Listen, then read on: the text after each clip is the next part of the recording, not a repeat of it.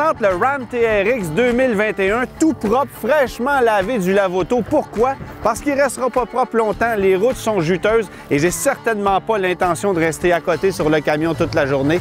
Il y a beaucoup trop de plaisir à avoir avec 702 chevaux.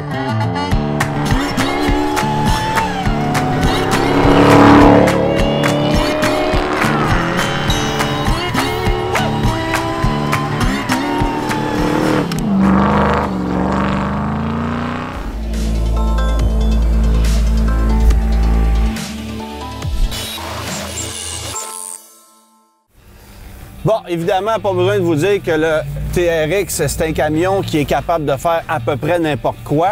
Autant sur la route, ce camion-là est confortable, on n'a pas l'impression de conduire un monstre qui nous pénalise. Autant en conditions hors route, c'est capable de faire à peu près n'importe quoi, mais il faut dire qu'on a d'innombrables modes de conduite avec ce camion-là. Mode sport, le mode remorquage, le mode neige, évidemment très pratique dans les conditions où je me trouve présentement.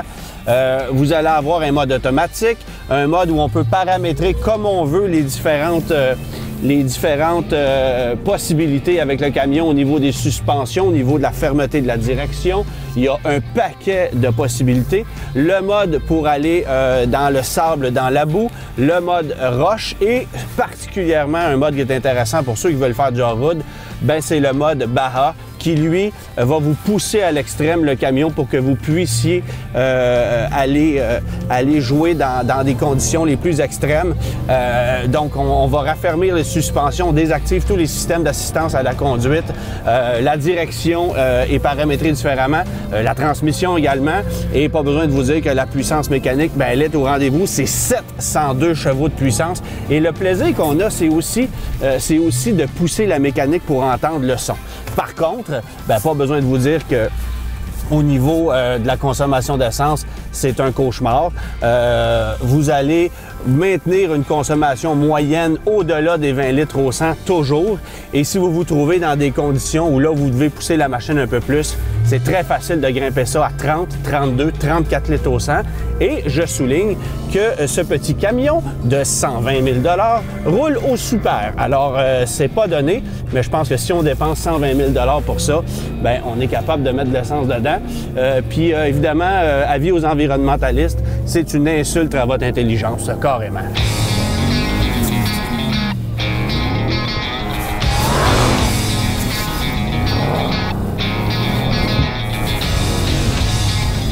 Après m'être amusé un peu, on va parler du véhicule, du pourquoi de ce véhicule-là, parce qu'on est quand même en 2021 à l'ère où les véhicules électriques deviennent de plus en plus populaires et on s'entend, un Ram TRX de 702 chevaux, c'est plutôt anticonformiste. Alors le concept du Ram TRX, et en passant TRX, c'est pour T-Rex, réplique au Raptor de Ford, vous aurez compris, on est dans le monde des dinosaures.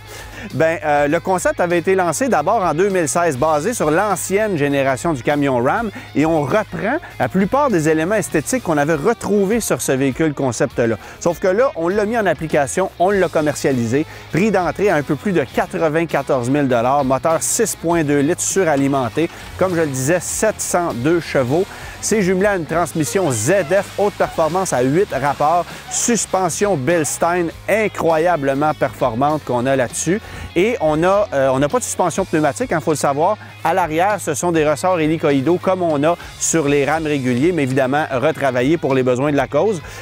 Ironiquement, le véhicule qu'on a là est chaussé de pneus Goodyear, des pneus qui ne sont pas homologués pour l'hiver, mais le camion est immatriculé de l'Ontario, donc ça passe selon les normes. Ça travaille correctement dans la neige, mais j'aurais aimé l'essayer avec des pneus, des vrais pneus d'hiver encore plus performants pour voir jusqu'où ce camion-là est capable d'aller creuser dans la neige, parce que c'est un peu ce qu'on a fait aussi.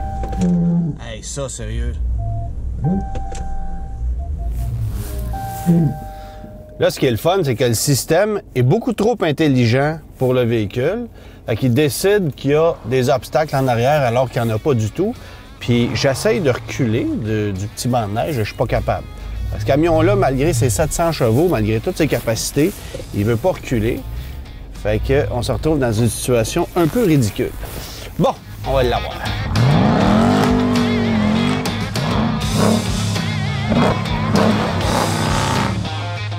Le véhicule est uniquement disponible dans sa configuration à 4 portes comme ça. J'aurais aimé ça qu'on puisse offrir aussi une version quad cab avec une caisse courte. Ça aurait été intéressant, moins confortable, moins pratique, mais c'est la cabine qui est à la mode. Ironiquement, le comportement sur route de ce camion-là est franchement surprenant. C'est très confortable. On n'a pas l'impression de se retrouver dans un camion d'extrême performance, même si la sonorité mécanique nous le rappelle à tout bout de champ, parce que dès qu'on effleure l'accélérateur et qu'on entend le compresseur volumétrique chanter, bien c'est du bonheur aux oreilles et on se souvient qu'on n'a pas un moteur V6 Pentastar sous le capot.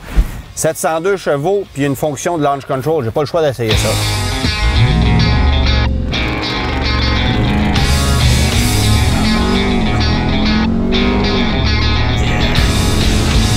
Mais c'est pas aussi confortable non plus que si vous optez pour un Ram Laramie Limited qui, lui, va vous offrir le nec plus ultra en matière de confort. On sait comment Ram a travaillé efficacement pour insonoriser la cabine de son camion. C'est réussi dans ce cas-ci.